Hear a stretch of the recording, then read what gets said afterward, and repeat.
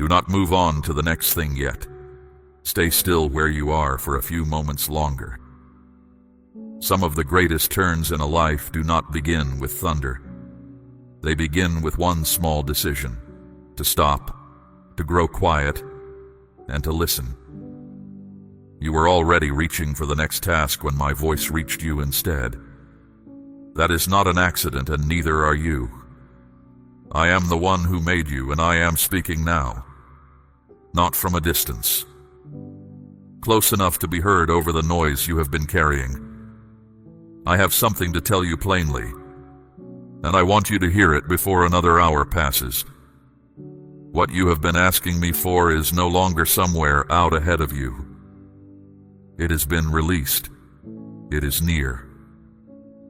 I know how that sounds to a heart that has waited long. You have heard promises before. Some came from people who meant well and could not deliver.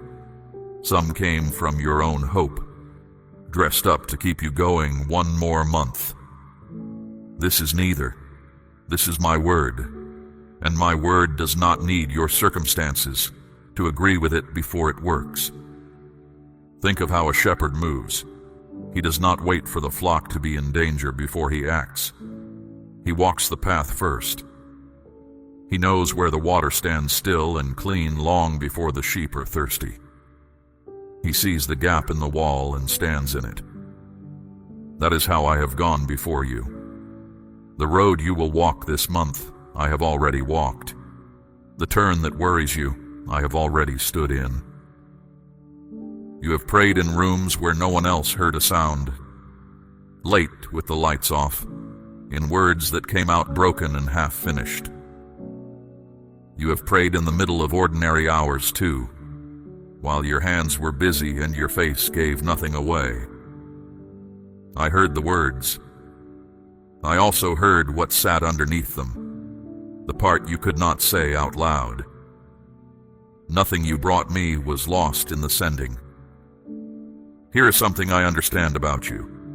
You have grown careful with good news. Disappointment trained you to brace before you believe. So when something good comes close, you check it twice, and then you check it again, and part of you stands back with your arms folded. I'm not angry at that caution. It was built honestly out of real years, but it will not decide this. Today I am the one holding you still, and I will not let you walk past what I have set in front of you. Some of what you called a closed door was my hand turning you. There were rooms you wanted entry to, and I would not open them, and you took that as a verdict on your worth. It was not. It was direction. A door I hold shut is not punishment. It is one of the ways I steer a life without breaking it. You will meet people in the coming season who walked through those doors, and you will understand what I spared you.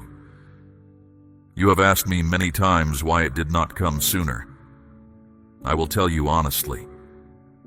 A roof is not set before the walls can hold it. Weight must have something under it, or it becomes a burden instead of a blessing. What I am bringing you has weight. It carries responsibility, it carries provision, and it carries people who will depend on it. You are able to hold that now in a way you were not able to hold it before, and you learned that strength without ever noticing it forming. Do not look for this to arrive with trumpets. It rarely does.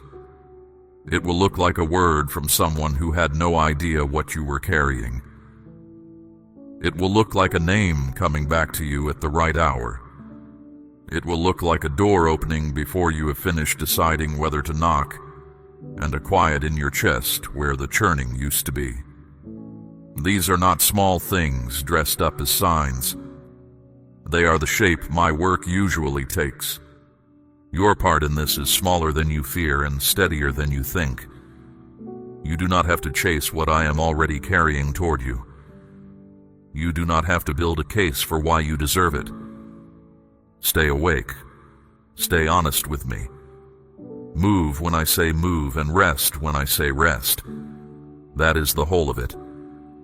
The striving you have done for years, the pushing and calculating and lying awake to solve what was never yours to solve, you may set down now. There is one more thing, and it matters as much as anything I have given you. Something in you is being repaired at the same time. Not just your situation. You. The habit of counting yourself last. The voice that tells you to want less, so it hurts less when it does not come. The way you shrink your prayers to keep me comfortable. I am undoing that quietly from the inside, and you will notice it first in how you speak to yourself when no one else is listening. I did not bring you this far to leave you standing in the doorway. I do not begin what I will not finish. You are still here, still breathing, still willing to listen after everything that tried to close your ears, and that alone tells you something has been holding you. It was me. It is me. And what I began in you is not near its ending. It is near its opening. So let your shoulders come down. Let the air go all the way into your lungs. There is nothing you must fix in the next 5 minutes. Nothing in your life is running ahead of my knowledge of it. The thing you have been dreading has already passed under my eye, and the thing you have been hoping for has already left my hand. Stay with me. I have more to say, and none of it is heavy. And hear this before we go on. I am not speaking to a crowd right now. I am speaking to one person, in one room, with one particular weight on their heart. If you are wondering whether these words could really be meant for you, that wondering is exactly how I know they are. The ones who assume such a message must belong to somebody else are usually the ones I came for first. Say Amen out loud right now if you believe I am speaking to you. Let me tell you about a young man named Joseph, because his years will explain some of yours. He was 17 when I gave him a dream of standing tall. Within a season, he was at the bottom of a dry pit, listening to his own brothers eat their meal while they decided what to do with him. They sold him to strangers for the price of a slave. He walked into a foreign country owned by another man, with no language, no family, and no way home. He served well in that house, and it cost him everything. He was accused of a thing he did not do by someone with more standing than he had, and there was no one to speak for him.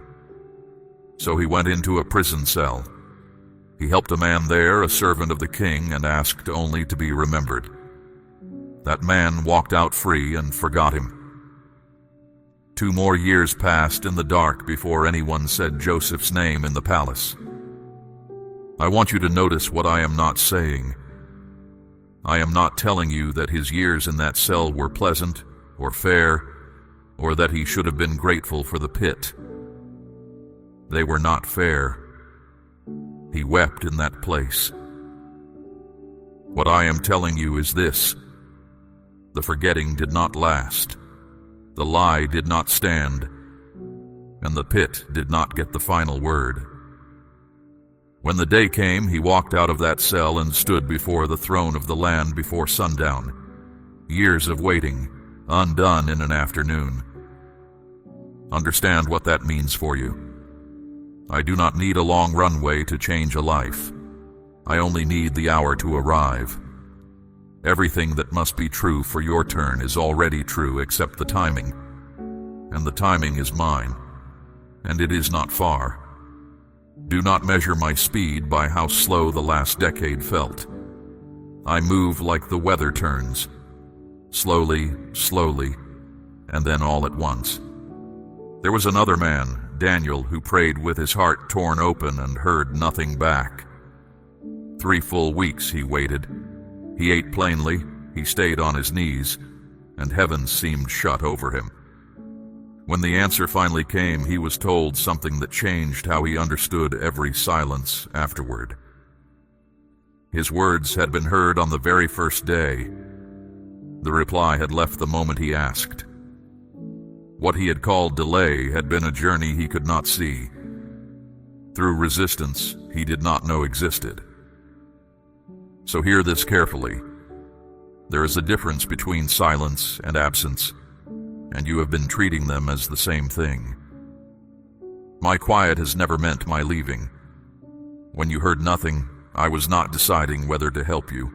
I was already moving. Some of what stood in the way of your answer was not weakness on your part, and not reluctance on mine. There are things at work above your sight, and I have been overcoming them on your behalf, and you will never fully know what I turn back. I know what the waiting cost you. It cost you sleep, and it cost you certainty. It made you smaller in rooms where you should have spoken. It taught you to answer the question, "How are you doing?" with a word you did not mean. There were mornings when getting out of bed was the whole of your obedience, and I counted it as such. You did not fail those years. You survived them, and survival was the assignment. Now let me tell you what I have been doing in the time you called empty. I have been moving people. There is a person you have not met who will matter greatly to you, and I have spent longer than you would guess getting them ready to recognize you. There have been rooms where your name was spoken while you were somewhere else entirely, tired and unaware. There are also things I have quietly taken off your road, a partnership that would have hollowed you out, a door that looked golden and opened onto a long fall. You grieved a few of those closings. One day you will thank me for them by name, and there is something you must not miss. While I was arranging what surrounds you, I was also rebuilding what is inside you. The person you were 10 years ago could not have carried what I am handing you now. Not because that person was unworthy, but because the shoulders were not yet set. You have been made steady. You can hear hard truth now without falling apart. You can be spoken well of without losing your head. You can hold a secret, wait out a delay, forgive a debt that was never repaid. Those are not small skills. They are the ones I look for before I trust someone with abundance. So stop reading your past as a verdict. It is not a ruling on your worth or a forecast of your future. Your history is simply where you have been standing while I worked, and the work has not been careless. There is not one part of your life I have handled roughly, even in the seasons when it felt like everything was being torn. Look at what is already different. Things that would have wrecked your peace 3 years ago now pass through you and out. You catch yourself praying before you panic instead of after. You notice when a room is not good for you, and you leave it without needing to explain yourself. You want less noise and more truth. That is not you simply getting older.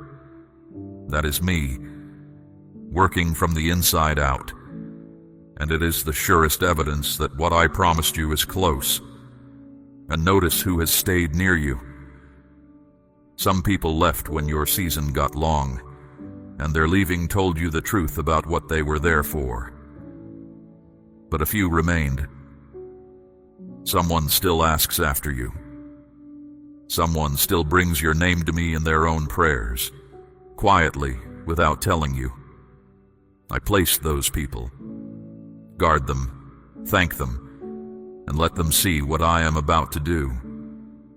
The pit was never your address.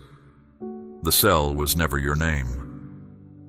You have been in transit this whole time, and the season you are standing in is the last stretch of it.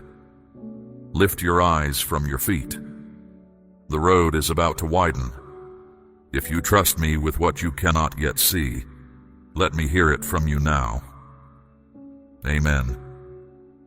There is a kind of trust that stays in the heart, and there is a kind that moves the hands. Both are real, but only one of them opens the door in front of you. All through the generations when I was about to change someone's circumstances, I first asked them to do one thing that made no sense to anyone watching. not because I needed what they held, because the letting go is what loosened their grip on fear. My child, I am asking you to place a portion of what you have, something of real weight, upon the altar of this work, as gold laid on the scales of this calling. Let it be a seed sown into deep water, an offering set on stone, not held back in fear. This is proof that your trust rests in my hand to provide, and that your heart no longer clings to lack. What you release in faith does not leave your life. It moves ahead of you, into the harvest I am preparing. Now let me show you what obedience looks like when the evidence has not arrived. I once told a man named Noah to build something enormous on dry ground, under a sky that gave him nothing. No cloud, no warning in the air. Just my word and a great deal of work. He hammered for years while his neighbors watched and made their jokes. And every single morning he woke to the same clear blue sky that seemed to prove them right. He kept building anyway. That is what faith is, not the certainty that you were right, the willingness to keep working before you are proved right. I did the same with Abraham. I told him his family would outnumber the stars, and then I let him grow old. He and Sarah waited past every reasonable hope. Sarah laughed when the promise was spoken again, and it was not a joyful laugh. It was the sound of a woman who had made her peace with going without. I was not offended by that laugh. I kept my word anyway, at an hour so late that nobody could mistake it for good fortune or good planning.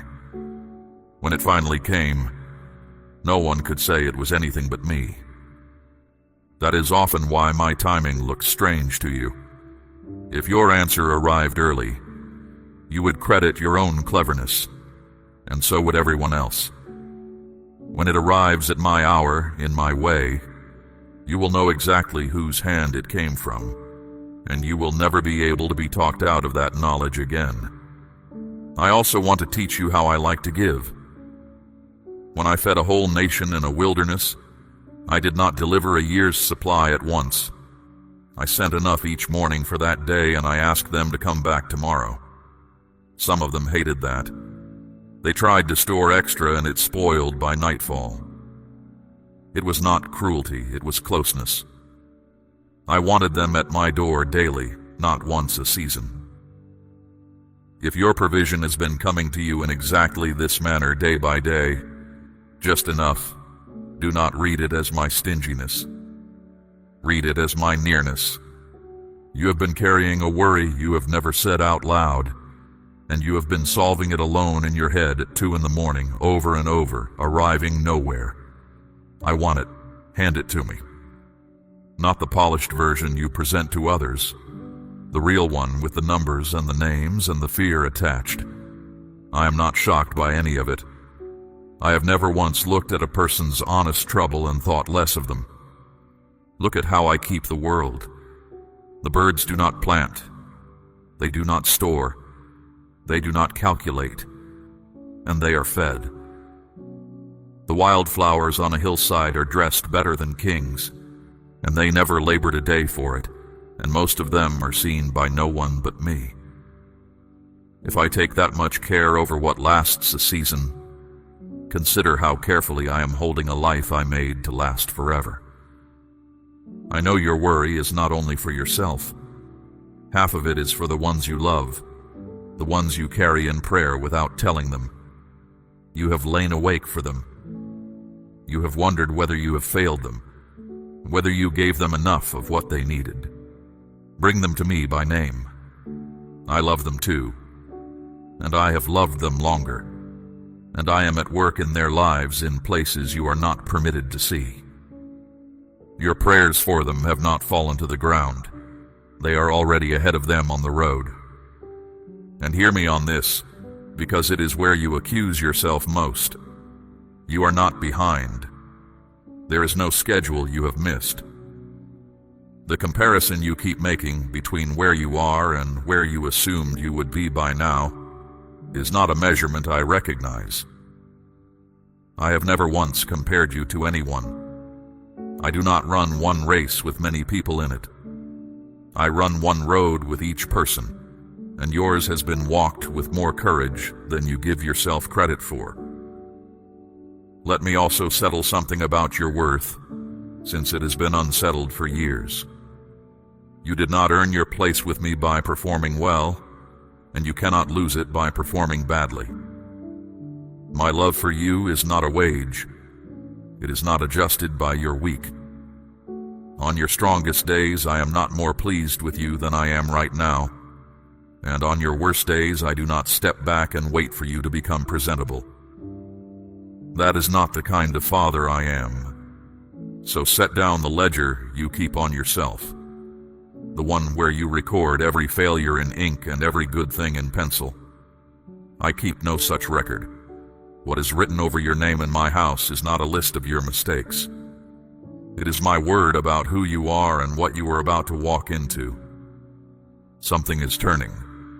You will feel it before you can prove it, and there will be a stretch of days where you are the only one who knows. Hold steady there. Do not go looking for someone to confirm what I have already told you. Stay with me a little longer, because now I want to show you exactly how I build a person before I lift them. When I chose a king for my people, I sent my prophet to a house with 8 sons in it. 7 of them were brought forward. Every one of them was taller, older, and more likely than the boy I actually wanted. And the boy I wanted was not even called in from the field. They had to go and fetch him. He came in smelling of sheep, and I told my prophet, "That is the one." Oil was poured over his head in front of his whole family. And then, do you know what happened to David? He went back to the sheep. No throne, no parade, no change in his chores. He carried the knowledge of what I had said about him while nothing in his daily life confirmed it. For years, he fed animals and carried water and slept outdoors, anointed and unrecognized. And if he had waited on other people's approval to believe me, he would have quit before his life began. That is where you have been living. You know something about your own calling that your circumstances have not yet caught up to. You have felt it since you were young, this sense that there was something you were made for, and you have been embarrassed to say it out loud because your ordinary days seem to argue against it. Your days were never the evidence. My word is the evidence. Something else was happening in those fields, and this is the part people overlook. A lion came for the flock, and David fought it and won. Later a bear came, and he fought that too. No crowd, no witnesses, no story told at anyone's table. When he finally stood in front of the giant that had frozen an entire army, he was not brave because he was reckless. He was brave because he had already been alone with something that wanted to kill him, and he had already learned in private what I would do when he was outmatched. So do not tell me your unseen years were nothing. You have had lions. You told the truth when a lie would have been cheaper and no one ever knew the cost. You kept your word to someone who could not have held you to it. You held your temper when you had every right to let it go. You paid what you owed slowly and with difficulty when nobody was watching whether you paid at all. You sat with someone in their worst week and told no one afterward. Those were not small mornings. Those were lions, and you won, and I was the one who saw it. David's road did not get simpler after the giant fell. It got harder. A king hunted him. He slept in caves with a few loyal men and a price on his head. And in one of those caves he had the chance to end the man who was hunting him, and he refused. That refusal, in the dark, with no one to admire it, is the reason I could trust him with a nation. I was not building a warrior in those years. I was building a man who would not take by force what I had promised to give. Hear me on that, because it is the difference between a blessing that lasts and one that burns out in a season. anyone can seize. Very few can wait for what is theirs and receive it clean. I have taught you to wait. It was the hardest schooling of your life, and you did not enjoy one day of it. But you can be trusted now in a way that many cannot. I have never chosen the obvious person. I called Moses when he was 80 years old, with a stammer, a shepherd's coat, and a crime in his past that had run him out of the only country he knew. He gave me a list of reasons he was wrong for it. Every reason was accurate. I did not argue with a single one. I only said this: I will be with you. That was the whole of his qualification, and it was more than enough. I called Gideon a mighty warrior while he was hiding, doing his work in secret because he was afraid. I called Jeremiah while he was still protesting that he was far too young to be listened to. I placed Esther in a house she never asked to enter, in a position she could not have planned. And then 1 hour arrived when she was the only one standing where she needed to stand. None of them felt ready. Readiness has never been the requirement. Willingness is. And you have been placed too. Where you live, the work of your hands, the people who cross your path, the strange turns that brought you to this exact life. You have called some of it a mistake. It was placement. There is an hour coming, maybe soon, when you will be the only person standing in the right spot with the right heart and the right history to do something that matters greatly to someone. You will not need a title for it. You will simply be there, and you will know. Let me tell you what I look for in a person before I entrust them with more. Not talent. I hand out talent freely, and it proves very little. I look for a heart that can still be spoken to. Someone who has not gone hard. Someone who can be corrected without collapsing and praised without swelling. Someone who remembers where they came from and does not despise the years they spent low. You have that. It cost you your pride to get it, and it is the most valuable thing you own. So when the change comes, and it will, stay the way you are now. Keep the early prayers. Keep the honest ones.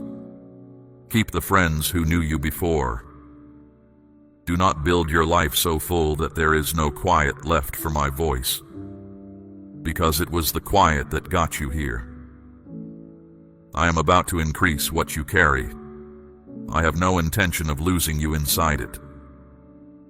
You are not the same person who first started asking me for help. That person has been rebuilt quietly, over years, in ways that cannot be undone. And the one standing here now is ready. There was a night on a lake when my son slept in the back of a fishing boat. A storm came down hard, the kind that experienced fishermen fear, and water began filling the boat faster than they could throw it out. These were men who had spent their lives on that water. They knew when a situation was beyond them, and the one they had left everything to follow was asleep on a cushion in the stern while they fought for their lives. They woke him with a question that came out as an accusation. Do you not care that we are going under? I want you to notice that the question was not rebuked. It is the most human thing in the world to look at a hard season and wonder whether heaven has gone indifferent. He stood up, spoke a word to the wind, and the whole lake went flat as glass. Then he turned to them and asked them gently why they had been so afraid. The answer to their fear was not the calm water. The answer was that he was in the boat the entire time. Sleeping, yes. Silent, yes. In the boat. The storm never had a vote on that. And you have spent seasons rowing hard and asking me whether I had stopped caring. And here is the truth of it. I was never absent from your boat. I have not looked away from your life for one moment since it began. Let me tell you about two men in a prison cell, Paul and Silas. They had been beaten with rods that same day for doing good. Their backs were open, their feet were locked in wood. They were in the inner cell, the one with no window and no mercy. And around midnight, with nothing about their situation improved, they began to sing. Not politely, loud enough that every other prisoner in that place lay in the dark and listened. Then the ground moved. The foundation shook, every door came open, and every chain fell off. And before the night was over, the man who had guarded them was on his knees asking how he could belong to me. Understand what freed them. It was not their complaining, and I am not saying complaining is forbidden. It was that they praised me before anything changed. They gave me the only thing they still owned, which was their voices, and I met that with the whole strength of my hand. That is what I am asking of you in these last stretched days before your change. Give me something before the proof arrives. A word of thanks in the car, in the kitchen, in the middle of a night when sleep will not come. Not because I require flattery, because the mouth that thanks me while the walls are still standing is the mouth of someone who has stopped negotiating with fear. Now I will speak about something harder, because I will not lie to you to make you feel better. There was a man of mine named Paul who carried a trouble in his body he hated. He asked me 3 separate times to take it away. I did not take it away. I told him instead that my grace was enough for him, and that my strength shows itself most clearly in the very place a person is weakest. He stopped asking after that, and he became the strongest man of his generation. So if there is something you have begged me to remove and it is still there, hear me carefully. My silence on that one thing is not indifference, and it is not punishment. Some things I lift off. Some things I carry with you, so that you learn how much of me there is. You have already discovered something in that hard place you would never have found in comfort. You have found that you can be weak and still be held. There are people who will need to hear that from you, and they will not believe it from anyone who has not lived it. And I want to tell you what my peace actually is, because you have been looking for the wrong thing. You have been waiting for peace to arrive as an absence of trouble. My peace is not the removal of the storm. It is something set at the gate of your heart like a guard on a wall, and it holds a position when your circumstances have not shifted an inch.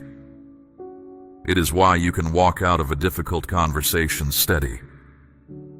It is why you slept last week when, by all rights, you should not have. That was not your own strength. That was me, standing watch. Do not measure my faithfulness by how you feel on a given morning. Feelings turn with the weather and with weariness and with how much rest you got. My character does not turn.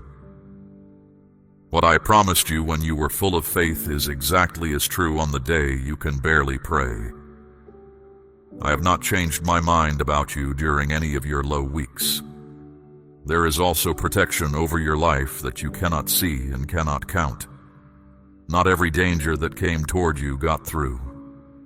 Some arrived at the edge of your life and was turned back, and you went on with your day never knowing what passed by. I do not usually show a person their spared disasters. I would rather they trust me than tally me. But I am telling you now so you will understand that the covering over you is real, and it has been active for years.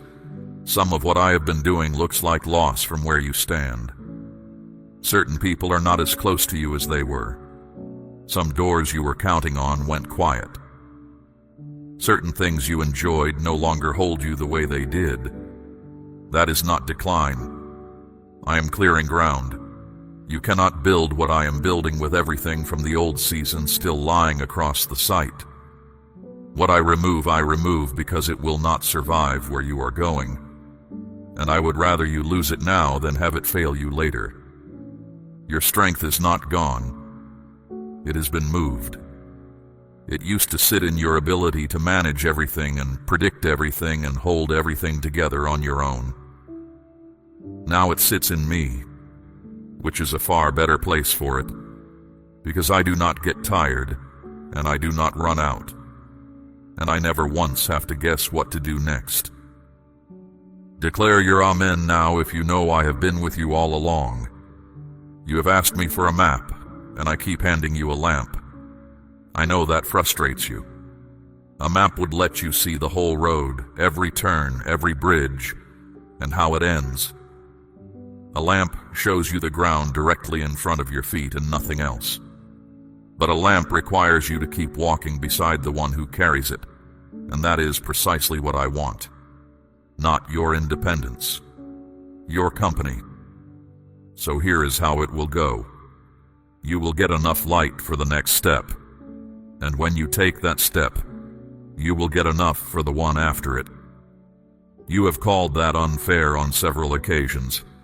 It is not unfair. It is how you and I have walked this whole long road together, and it is why you know me now in a way that people with easier lives do not. Let me teach you to tell my voice from the others, because you will need this in the coming season. My voice settles you. Even when I say something difficult, there is a floor under it. Fear speaks quickly and demands that you decide this minute, before you have prayed, before you have slept on it. Anything urging you to move in a rush is rarely from me. I have never needed to hurry you into obedience, and I will never lead you into something that contradicts what I have already said. Test everything against that, and you will not be misled. Now think about a widow named Ruth. She had lost everything that once made her safe, and she was living in a country not her own, gathering the leftover grain at the edges of someone else's harvest, which was the work of the poorest people alive. There was nothing remarkable about her day.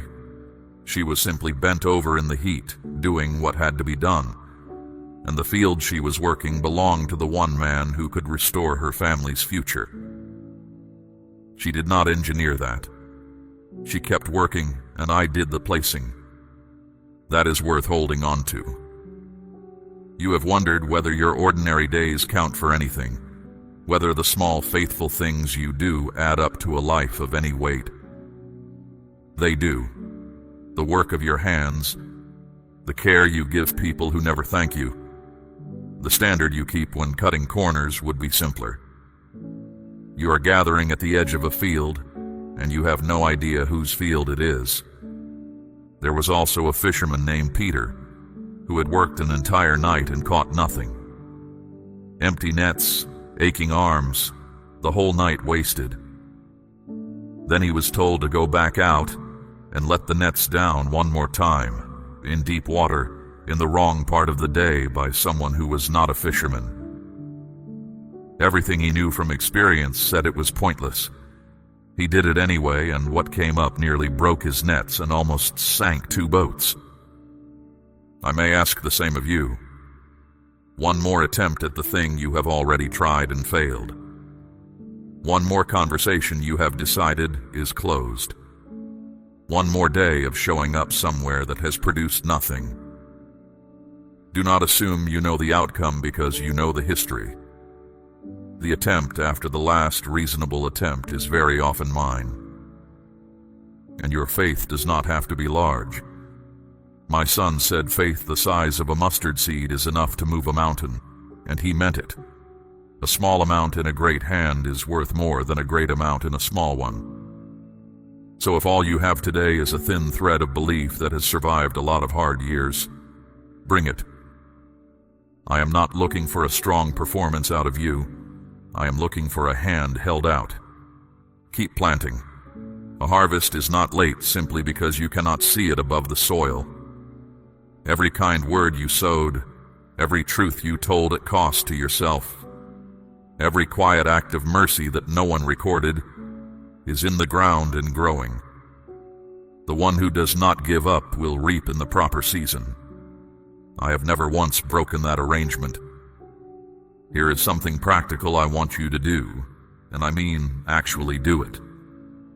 When my people crossed a river I had opened for them, I told them to gather 12 stones out of the riverbed and stack them on the bank. Not for my memory, for theirs. So that later, when the water was high again and their courage was low, they could point to the stones and say, "That is where God did it. You have stones. Go back and count them." The time provision came from a direction you never expected. The illness that turned. The person who arrived in your life the same week you needed them. The night you did not think you would survive, and you are here now, talking with me. The door that closed and saved you. Say them out loud. Write them down where you will find them again. Your history with me is the strongest argument against your present fear, and you have been forgetting to use it. There was a prophet named Habakkuk who looked around at his country and could not understand what I was doing. He argued with me honestly, and I did not silence him. By the end, he had settled something in himself. He said that even if the fields produced nothing and the vines stayed bare and the animals were gone from the stalls, he would still be glad in me. Notice when he decided that, before the harvest, while the fields were still empty, he made up his mind about my goodness in advance, and after that no season could steal his footing. Make up your mind now in the same way. Decide today before the confirmation arrives that I am good and that I am for you. Because there is a difference between a heart that trusts me when the news is good and one that has settled it beforehand, and the second is unshakable. That is what I have been building in you through every stretched year. Your roots have gone deep in the dark. That is why the wind will not take you. And what is about to grow above the ground is the part you have been waiting to see. Now I will say the thing I brought you here to hear, and I will say it without softening it. It has arrived. Not almost. Not one day. It has arrived, and it is standing at the edge of your ordinary life, waiting for you to notice. The season you have been asking me to end has ended. What comes next is different from what you have been living, and you will not have to force a single part of it. It may not announce itself. That is worth knowing in advance, because you have imagined this moment with a great deal of drama attached, and my best work is usually quieter than that. It will likely be a Tuesday, a short conversation, a name that comes to mind, a yes where you have grown used to no, an amount that arrives from a direction you did not consider. You may not recognize it as the answer until a week later, when you look back and see where it started. So do not shrink when it comes. That is the one thing I want to warn you about. You have carried lack long enough that you have learned to make yourself small, and small is a hard habit to break at the exact moment you need to open your hands. When the door opens, walk through it. Do not stand there interrogating whether you deserve it. You do not have to feel worthy to receive what I have decided to give. Nobody I have ever blessed felt qualified. They simply said yes before the fear could talk them out of it. There will be a voice that tells you this will not last. Recognize it and refuse it. That voice was built out of your disappointments, and it is not prophecy. What I give does not run out because your circumstances wobble, and it does not depend on other people's approval, and it cannot be taken back by anyone who does not like your name. What I establish, I keep. You will also be tempted to explain yourself to people who did not walk your hard years. Do not bother. Some of them will be glad for you, and those are your people. Some will need to find a reason it was luck or timing, or something you had that they did not, and no explanation you give will ever satisfy them. Let it go. Your business is with me. Now hear what I have promised about your strength. Those who wait for me have their strength exchanged for mine. Not stretched, exchanged. They rise the way a great bird rises, going up on the wind rather than beating against it. They run and do not tire out. They walk and do not faint. And this is for people who thought they had nothing left. You have thought that about yourself many times in the last few years. Notice what happens to your strength now. You are going to be surprised by how much you can carry without breaking. And every morning is new. My mercy does not carry over yesterday's ledger. Whatever you got wrong last week is not sitting in a pile waiting for you. Whatever you spent to get through the last month has been restocked overnight. When tomorrow comes, tomorrow's supply will be there, and not 1 hour before you need it. This is why I ask you not to borrow trouble from a day that has not arrived. You cannot use grace you have not yet been given. Something else is going to happen, and it matters more than what you receive. You are going to become provision for other people. What I am putting into your hands will not stop with you. There are people who will eat because of your table, who will be steadied because of your steadiness, who will hear about me from you and believe it because you clearly are not pretending. Somebody has been praying for help this year, and the answer to their prayer is going to arrive wearing your face. And the ones you love, the ones you carry in prayer, the names you whisper when the house is quiet, they are inside this too. I do not bless a person in isolation. What I release into your life will reach further than you can trace, into lives you will not live long enough to see settled. Your faithfulness has consequences that will outlast you. Let me remind you who is doing this. Not your strategy, not your discipline, though I have appreciated it. Me. And I have never in all of history begun a work in someone and then walked away from it half done. What I start, I finish. That is not encouragement I am offering you. It is a fact about my character, and it means your outcome does not rest on your ability to hold on tightly enough. So here is my word over your life as these hours turn. Peace on your house. Rest on your sleep. Enough on your table. My hand on your going out and on your coming in. Wisdom in your mouth when you need the right words. Favor in the rooms you have not entered yet. Protection over the ones you love, near and far. Clarity where there has been confusion. Steadiness where there has been shaking. Joy that does not depend on anything staying the same. You are not forgotten. You were never overlooked. You are not late, you are not behind, and you are not owed less than anyone else at my table. You are mine, called by name, held on purpose. And I have been closer to you through these years than the walls of your own room. Stay near me now. Not because I might leave, but because you were made for this closeness, and it will keep you well for the rest of your life. Speak to me in the mornings before the day gets loud. Come back at night and tell me the truth about your day. Keep your promises. Be generous with people who cannot repay you. Hold your peace when you are provoked. Live the way you have learned to live in the hard years, and everything I am adding to you will sit well on your shoulders. The waiting is over. The road widens from here.